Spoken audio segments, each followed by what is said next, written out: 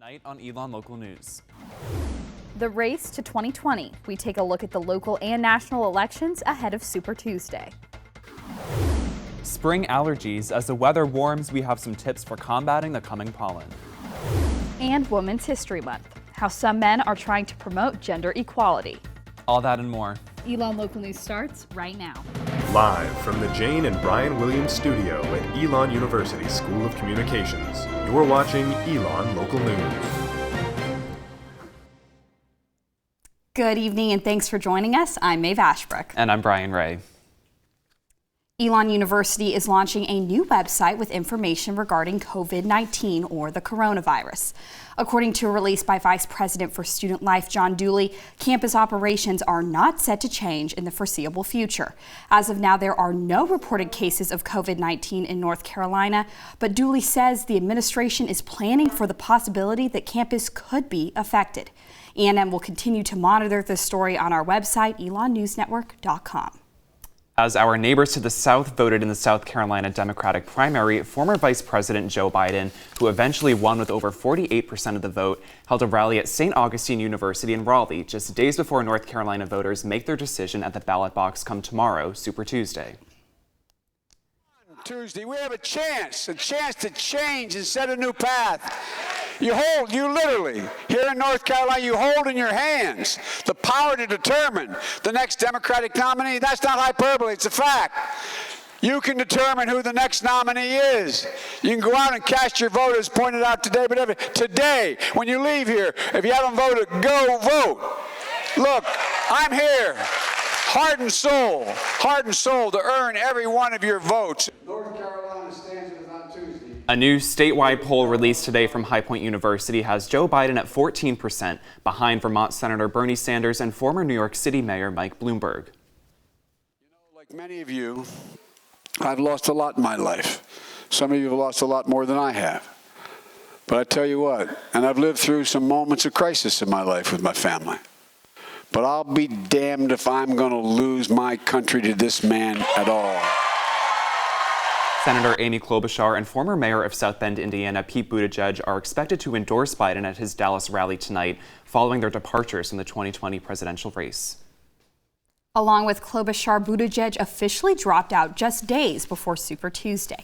Buttigieg, who came out of South Carolina with just 8.2% of the vote and obtaining 0 delegates, made one of his final pitches to North Carolina voters before ultimately dropping from the race. ELN sophomore Liz Krause is on the way home from Nevada after traveling with the Buttigieg campaign. She says his campaign gave her hope for the future of the United States. It was definitely a bittersweet moment because we knew it was time, but at the same time, we wanted to see him go all the way. Krause says she will support former Vice President Joe Biden moving forward since he promotes the same message of unity Buttigieg did. The town of Elon and northern Alamance County are part of North Carolina's 64th district. Here, 2 men are running for the district's representative, incumbent Representative Dennis Riddell and cybersecurity lawyer Peter McClelland. McClelland, who is an Elon law alumnus, says decisions about education should be made at the local level. What I'm talking about is we need to get the decisions about education out of Raleigh, defer them down to our local level so that our school boards, our counties, and ideally as low as the principals and the parents can be the ones making decisions on education. Riddell has been representing the 64th district since 2013. There's a generation gap between Riddell and McClelland, much like that between candidates in the U.S. presidential race. McClelland says that he is fit for this office because the Republican Party needs fresh faces and solutions. Have a conservative generation of millennials coming forward to try and lead our communities and our state in the right direction. Riddell did not respond to multiple requests for comment by ELN News Network. Voters will also cast their ballot for the U.S. Senate tomorrow. In North Carolina, 9 candidates will be on the primary ballot. In the Democratic and Republican primaries set to occur tomorrow, there are candidates on both sides of the aisle. In the Democratic primary, Cal Cunningham and Erica Smith are the frontrunners against Trevor Fuller, Atul Goel, and Steve Swenson. Cunningham has emphasized his experience with the Army Reserves and says he will expand Medicaid and the Affordable Care Act, as well as lower the cost of prescription drugs. Smith says she will promote rural investments and clean energy initiatives. Both candidates have criticized incumbent Thom Tillis and say they are not accepting corporate PAC donations. On the Republican side, 4 people are running: incumbent Thom Tillis, Larry Holmquist, Sharon Hudson, and Paul Wright. Tillis is an outspoken supporter of President Donald Trump and calls himself a fiscal conservative against tax increases. 3 candidates are running under third parties and will not be on the ballot until the general election in November because they do not have party challengers. Kevin Hayes is running in the Constitution Party, Jeremy Thomas in the Independence Party, and Shannon Bray is a Libertarian. Stay tuned for more information on where you can vote on Super Tuesday. Where President Trump is set to speak this evening. Make sure you stick around after the break because I'll be updating you guys on the weather.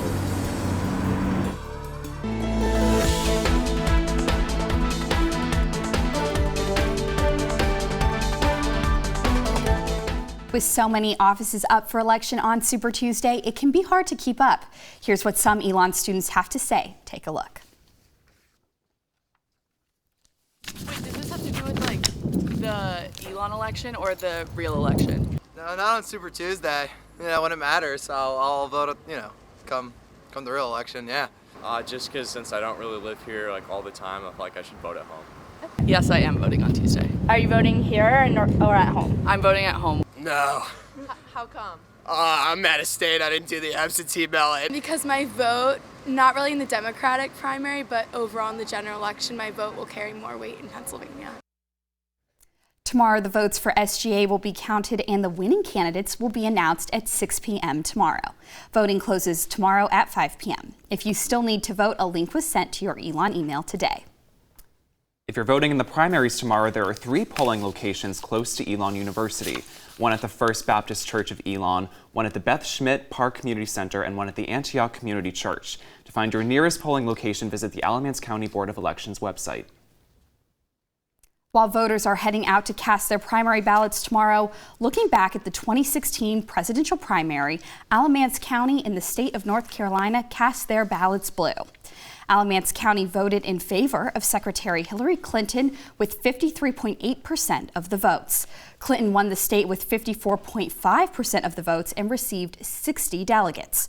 On the Republican ballot, Alamance County voted for Senator Ted Cruz with 40.93% of the votes. But President Donald Trump won the state with 40.23% of the votes and received 29 delegates. This primary election, there are 110 Democratic delegates available and 1,991 are needed for the nomination. Bernie Sanders is leading with 56 delegates. Former Vice President Joe Biden has 48. Senator Elizabeth Warren has 8. And Senator Amy Klobuchar, who just dropped today, has 7. And happening right now in Charlotte, President Trump is holding a campaign rally. Our team is there covering the rally, and we have their initial look inside. One day before Super Tuesday is not a coincidence. President Trump is gathering Republican voters to make sure North Carolina stays red. Bumper-to-bumper traffic is right outside, awaiting for the president to speak tonight at 7 p.m.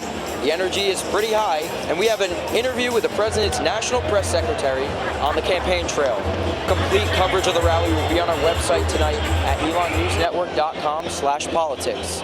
Back to you guys in the studio.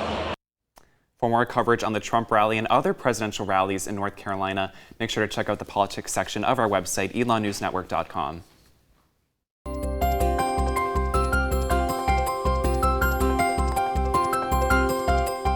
And now our Patrick Gregarian is live outside with your Phoenix 5-day forecast. Patrick?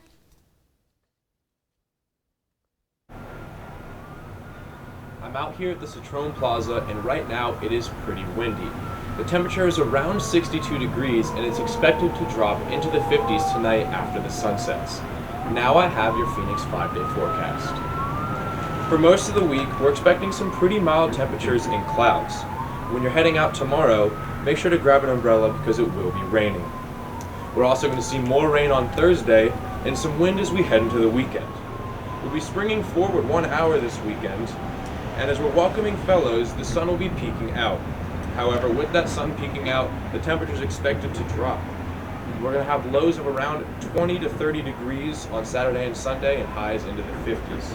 On Sunday, when you wake up, the temperature should be around 50 degrees, and the sun will still be peeking out, but there will be more clouds. Thanks, Patrick. And what comes along with this spring weather is the fast approaching allergy season. Our Margaret Faust took a look at how you can prepare for this year's pollen season. ELN freshman Jill Lehman hasn't experienced spring allergies in North Carolina yet. It is the absolute worst. But she says if it's anything like her experience back home in New Jersey, she's not excited. Red eyes, they get super itchy, my nose is either super congested or super stuffed, and I walk around all day and everyone's like, why are you crying? And I'm like, I'm not crying. I'm gonna cry because of the pollen intake. Certified medical assistant Chrissy Karb says students like Lehman who aren't from North Carolina may see worse symptoms than they are used to. North Carolina is known as one of the allergy capitals of the U.S., so that does happen quite frequently when people come down here from up north or different areas. That you will be exposed. It takes exposure and time to develop allergies. According to the Asthma and Allergy Foundation of America, as of 2019, Greensboro and Winston-Salem are tied for the 35th worst city in the United States to live in for spring allergies. When it comes to relieving these symptoms, Karb says antihistamines can help. Claritin, Allegra, and Zyrtec. Nasal steroid sprays like Nasacort or Flonase, which are over the counter.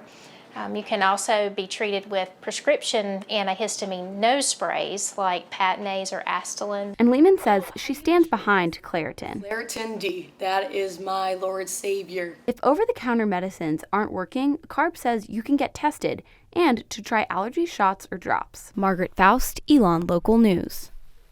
If you want to know the day's pollen count, you can find it online at pollen.com. Oh, Maeve, my allergies are already starting. They're the worst. Well, that's last week. I was completely knocked out. I couldn't really speak. I had no voice. My nose was super runny. Yeah, I lost my voice this morning, too. Oh, and yikes. I was like, am I getting sick? But I was like, nope, it's the pollen. Well, yeah, I'm glad I didn't give my disease to you. So that is good.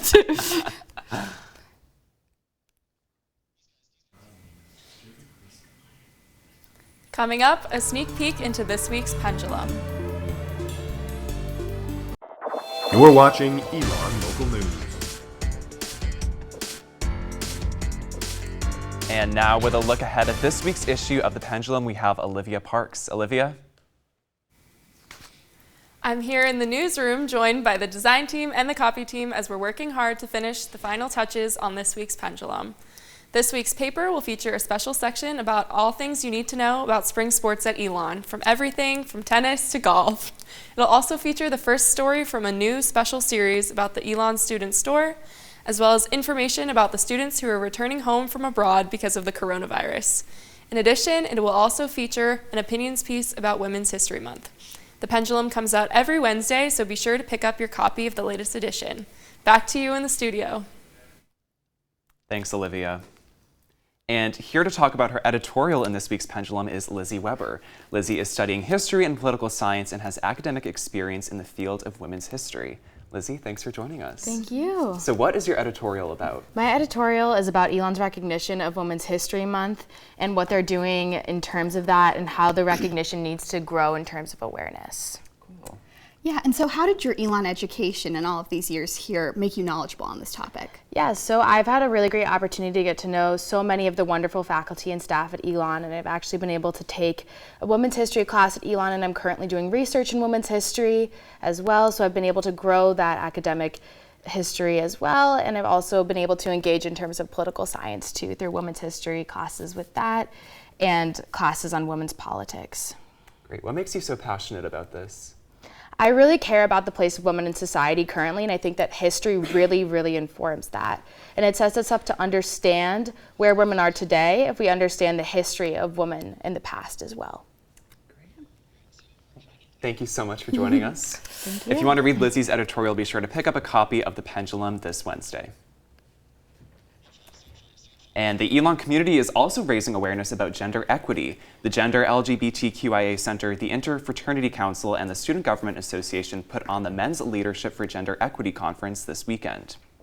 Senior Tim Bowles has been working on the conference for nearly a year. The conference was Bowles' Common Good project, a requirement of the Leadership Fellows program. Hope that we'll have the chance to engage a lot of people who maybe haven't thought about this or have conversations around these topics. So it's been very exciting, and it's crazy to think that it's actually happening because it always felt so far off, and now it's actually here, which is exciting. Openly bisexual NFL player Ryan Russell delivered the opening keynote speech. After the talk, students were invited to attend breakout sessions, such as Masculinities for Positive Relationships, hosted by Assistant Director of Student Care and Outreach, Harry Titus. And our duty for this community, and to really begin to have those conversations. I think stereotypically and historically we as men have sort of suppressed our emotions, and these are some of the things we don't want to talk about. And so I think this conference really allowed men on our campus to have the conversation, but also allowed women on our campus to understand and hear more about how men think, how we respond, how we act. And so I think this is a really great direction to begin to really open up that line of communication for our men and women on our campus. Titus believes that the conference is great for opening the dialogue between men and women at Elon, and students will continue the conversation beyond campus.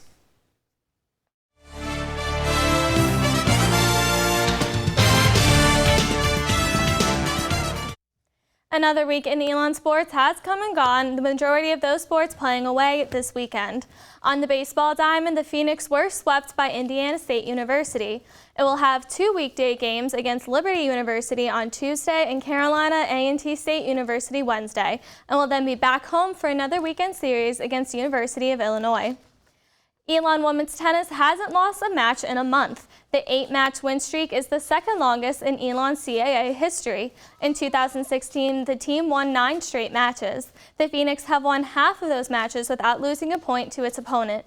Senior Alexandra Kanive said that the winning has come from a growing confidence among the team. I don't want to think about being on a winning streak. You just kind of just keep on building that confidence. And once you're in the right mindset, like, the confidence just follows. The streak will be tested on Saturday when the Phoenix travel to the defending CAA champions, the James Madison Dukes. This past Saturday, it was announced that the men's basketball team clinched a number 7 seed in the Colonial Athletic Association tournament. The Phoenix will face off against number 10 James Madison University this Saturday the 6th at 6:30 p.m. The two teams have played each other twice, the Phoenix winning both times. If the Phoenix win, it will play number 2 College of William and Mary on Sunday. We will be at Washington, D.C. covering the Phoenix run, so make sure you follow along on our website, elonnewsnetwork.com, as well as our Twitter page at SportsENN. That's all for now. Maeve and Brian, back to you. Caitlin, thanks so much. And from the Cat in the Hat to the Big-Hearted Moose, coming up, how Elon Elementary is celebrating Dr. Seuss.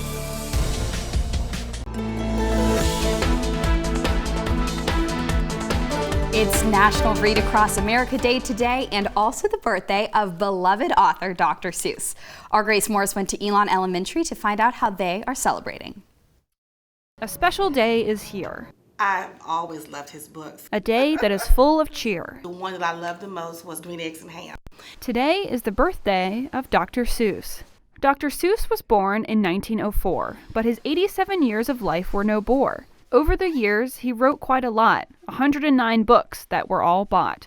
For kindergarten teacher Kimberly Carr, Dr. Seuss's birthday brings back childhood memories from afar. And when we made Green Eggs and Ham, and I think we only had one day of Dr. Seuss when I was growing up, but we did the Green Eggs and Ham, and you were scared to eat it, and then you realized that, well, it really tastes the same, it's just different color. Not only does it bring back her past to her students, reading Dr. Seuss is a blast. Carr says with all the rhymes and color, the kids really learn and their confidence grows taller. It's a fun way to learn. You learn several different things, from counting to ABCs, days of the week. Some may think this is kind of silly rhyme, but the kids are learning. They learn through that, and they have a fun time learning through that. Carr says while the author may be gone, his memory will always live on. That I can remember having Dr. Seuss all in my kindergarten classroom, which I have in mine now. I have like 4 buckets or kind of crates of all Dr. Seuss books. So as Elon Elementary wishes Dr. Seuss a happy birthday, it reminds them of the advice that he had to say. To quote Dr. Seuss, "You have brains in your head, you have feet in your shoes. You can steer yourself in any direction you choose." Grace Morris, Elon Local News. Elon Elementary will be having events throughout the week to celebrate his birthday. Today was Wear Your Favorite Color Day, and tomorrow is Wear Your Favorite Hat Day. Car says she will be wearing the hat from the Cat in the Hat. Brian, what hat would you be wearing on Wear Your Favorite Hat Day? Oh gosh, I'd have to go with the Cat in the Hat. Oh, That really? hat too, I think I'd go with maybe my Elon News Network baseball cap. Oh, look Yeah, at you. I think Grace could write a new Dr. Seuss book with that. with all story. that rhyming. That was so was fun. I was sitting in here fantastic. laughing. That was wonderful. I thoroughly enjoyed that. Love Dr. Me too. Seuss. And this Thursday is Elon Day, in which alumni, current students, and family members are encouraged to donate to Elon. The fundraiser supports designations such as scholarships, athletics, and Elon experiences. For more information, visit elon.edu. And don't miss our Super Tuesday coverage tomorrow night. We'll have coverage of not only the local and presidential races, but of the race for SGA as well. Our team will be right here as well as across Alamance County to tell you everything you need to know. So make sure to tune in tomorrow starting at 9 p.m. And we will also at 6 p.m. have that coverage of the SGA elections and those results as well on Facebook Live. Very exciting night tomorrow. Lots to look forward to. Yes, lots of fun. And what will you be doing tomorrow night specifically? So I will be here in the studio breaking down what's happening in Alamance County and North Carolina with the governor's race and the U.S. Senate race. And then also our Baylor will also be live in studio. He will be breaking down those national presidential primary races. It's been a really wild couple of hours for those, so really going to be an interesting night. Yeah, for sure. Yep. And for now, that's all the news we have for you tonight. Thank you for joining us. For these stories and more, go to our website, elonnewsnetwork.com, and be sure to follow us on social media at Elon News Network. Have a great night, Elon.